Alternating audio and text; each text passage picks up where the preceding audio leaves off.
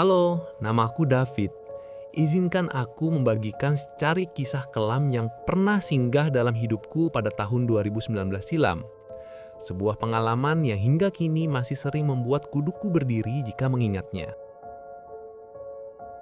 Malam itu, jarum jam seakan bergerak terlalu cepat. Aku sedang menghabiskan waktu, bersantai dan berbincang hangat di rumah salah seorang sahabatku. Karena larut dalam obrolan, kami tidak menyadari bahwa malam telah melampaui pukul 11. Mengingat rumahku adalah yang paling jauh, membutuhkan waktu sekitar 30 menit perjalanan dengan sepeda motor, aku pun memutuskan untuk pamit lebih awal. Setelah berpamitan, aku segera memacu motorku membelah keheningan malam. Sepanjang perjalanan, atmosfer terasa sangat tidak wajar. Angin malam berembus begitu dingin, seolah ujungnya yang tajam mampu menusuk hingga ke sumsum tulang. Padahal, saat itu aku mengenakan jaket yang cukup tebal. Keanehan lain mulai menyelimuti benakku. Jalanan begitu sepi. Tak ada satupun kendaraan yang melintas. Padahal, biasanya pada jam tersebut masih ada 1-2 orang yang berlalu lalang. Namun aku mencoba menepis segala pikiran buruk dan tetap fokus berkendara agar segera sampai di rumah. Untuk mencapai rumah, aku harus melewati kawasan hutan lebat yang sangat luas. Di sisi kanan jalan terdapat area pemakaman warga yang tersohor akan keangkerannya, sementara di sisi kiri, aliran sungai mengalir deras di balik rimbunnya pepohonan. Pada titik itu, firasatku mulai tidak enak. Jantungku berdegup lebih kencang. Namun karena tidak ada jalur alternatif, aku terpaksa terus melaju. Benar saja, baru separuh perjalanan, mataku menangkap sosok-sosok tak kasat mata yang bergelantungan di dahan-dahan pohon yang menjulang. Sebagai seseorang yang memiliki kepekaan terhadap hal-hal metafisika, aku mencoba tetap tenang, meski rasa was-was tak bisa disembunyikan. Beberapa menit kemudian, aku melihat seorang pria berjalan kaki di depanku. Aku memusatkan pandangan pada punggungnya, sembari tetap menarik gas. Namun saat posisiku sejajar dengannya, darahku seakan membeku. Pria itu tidak memiliki kaki, tubuhnya hanya sampai batas perut, dengan wajah yang dipenuhi luka mengerikan seperti bekas sayatan benda tajam. Tanpa pikir panjang, aku memacu motor secepat mungkin sambil tak henti-hentinya melantunkan doa dalam hati. Belum sempat napas tersengal ini mereda, aku kembali dikejutkan oleh seorang wanita yang tiba-tiba muncul dan hendak menyeberang. Ia seolah sengaja ingin menabrakkan dirinya ke arah motorku. Sontak, aku menginjak rem dengan keras hingga ban motorku berdekit dan tergelincir. Ketika aku menoleh ke sekeliling dengan napas memburu, tak ada siapapun di sana. Sunyi senyap. Aku baru menyadari bahwa aku berhenti tepat di depan gerbang pemakaman angker tersebut. Ketakutan menyergapku. Aku segera mencoba menyalakan motor. Namun malangnya, mesin itu tak kunjung menderu. Padahal motor tersebut baru saja menjalani perawatan rutin beberapa hari sebelumnya dan dalam kondisi prima. Karena kepanikan mulai menguasai diri, aku mencabut kunci motor dan berlari mencari pertolongan. Aku sampai di sebuah rumah yang tak jauh dari pinggiran hutan. Dengan tangan gemetar, aku mengetuk pintunya. Tok tok tok. Pintu terbuka, menampakkan sepasang suami istri, Pak Marwan dan Bu Yayuk. Melihat wajahku yang pucat pasi dan bermandikan keringat dingin, mereka mempersilahkan aku masuk dan memberiku segelas air untuk menenangkan diri. Aku menceritakan semua kejadian ganjil yang baru saja kualami. Anehnya, alih-alih merasa takut atau prihatin, mereka justru tertawa dengan sangat lepas, seolah ceritaku adalah sebuah lelucon. Aku tertegun bingung, namun tak lama kemudian mereka berhenti tertawa. Pak Marwan mengajakku kembali ke hutan untuk mengambil motor. Setibanya di sana, aku memasukkan kunci dengan ragu. Namun, secara ajaib, mesin motor langsung menyala hanya dalam sekali coba. Tanpa banyak bicara, aku membonceng Pak Marwan kembali ke rumahnya. Sebelum aku benar-benar pulang, mereka memberikan sebuah pesan yang sangat membekas. Berhati-hatilah nak, karena sebenarnya kamu tidak pernah sendirian di jalan itu.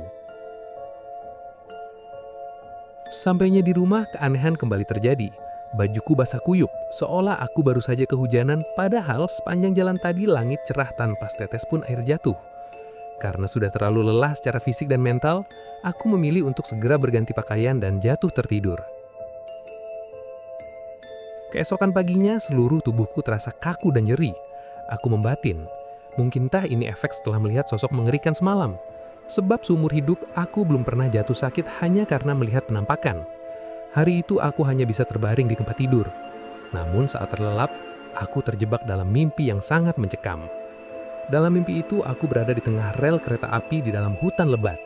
Suasananya ramai seperti pasar.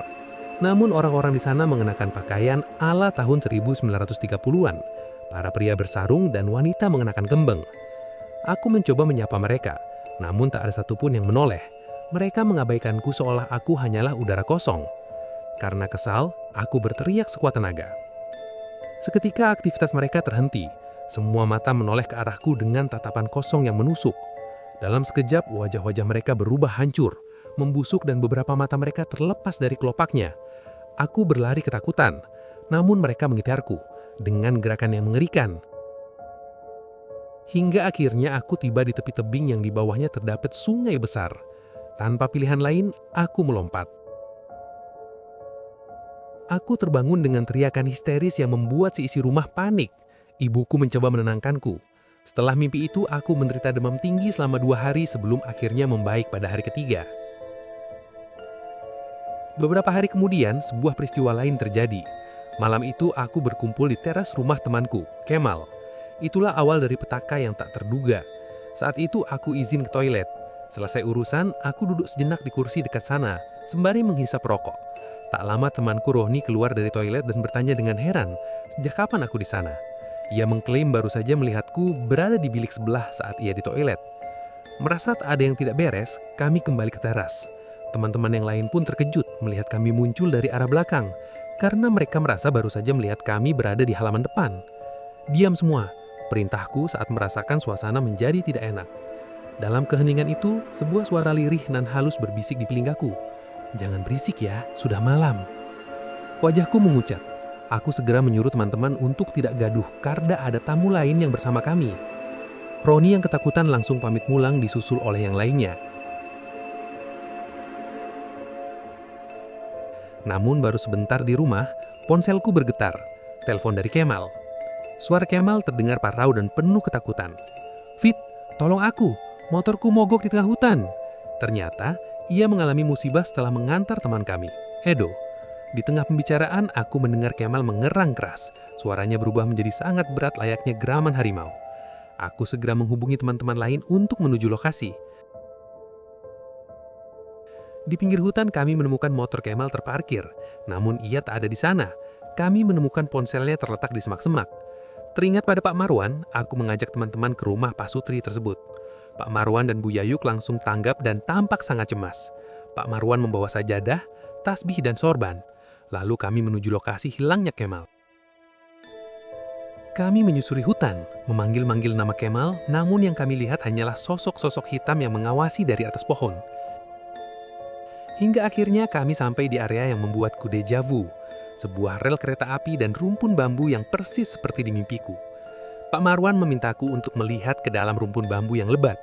Sementara teman-teman lain melantunkan ayat kursi, aku dan Pak Marwan memejamkan mata. Udara berubah menjadi sangat dingin. Saat aku membuka mata batin, pemandangan mimpiku menjadi kenyataan yang lebih sadis. Aku melihat jiwa-jiwa yang disiksa oleh algojo gaib. Mereka merintih meminta tolong. Air mataku jatuh tak tertahankan melihat penderitaan itu. "Kembalikan anak itu," seru Pak Marwan ke arah kekosongan. Ternyata Kemal telah ditarik masuk ke alam mereka. Kami berpindah ke rumpun bambu di seberang. Setelah usaha keras dan doa yang tak terputus, aku melihat Kemal terjebak di sela-sela bambu yang sangat rapat. Tak lama setelah kami terus membacakan doa, tubuh Kemal tiba-tiba terhempas jatuh ke tanah dengan kondisi penuh luka lebam. Kami segera membawanya kembali ke rumah Pak Marwan untuk diobati. Setelah sadar, Bu Yayuk bertanya apa yang ia lakukan. Kemal mengaku bahwa tanpa sadar ia sempat mengucapkan kata-kata yang sangat tidak sopan dan kasar di dalam hutan tersebut. Itulah yang memicu kemarahan penghuni sana. Bu Yayuk berpesan agar kami selalu menjaga lisan dan perilaku, terutama di tempat-tempat yang asing. Malam itu karena sudah larut malam, kami menginap di rumah mereka dan baru berani pulang saat fajar telah menyingsing.